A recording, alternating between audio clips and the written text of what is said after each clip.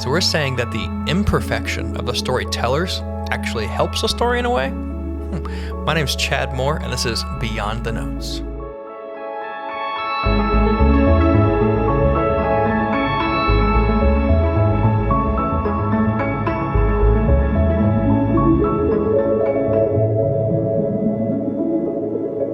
So part of what we discussed in the message on Sunday was the church overcoming common leadership. In other words, that the originators of the church, right, the disciples and leaders throughout the church's history have not been perfect people. They have been very flawed, just like you and I are flawed. And the church has overcome that because the church is not founded in those men or on those men. It's founded on the rock that is Jesus Christ. And it's founded in that gospel. And the church perseveres through the work of God as he continues. But at the same time, we discussed about how, from an apologetics perspective, the fact that the disciples and the church leaders are not depicted as perfect people actually helps give credibility to the stories that are told. Because if the people in the story that were writing the story and were involved in those beginning days as leaders in the group are not just writing about all the good things, all the positive things, and they're depicted in some kind of impeachable way, and that would make us doubt whether or not these are real people and it's a real message.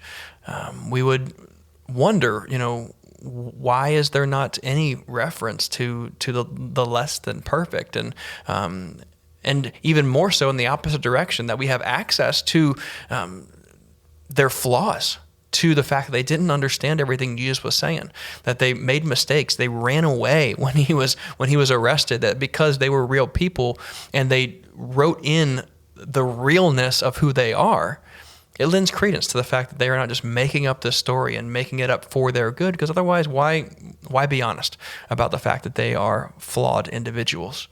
That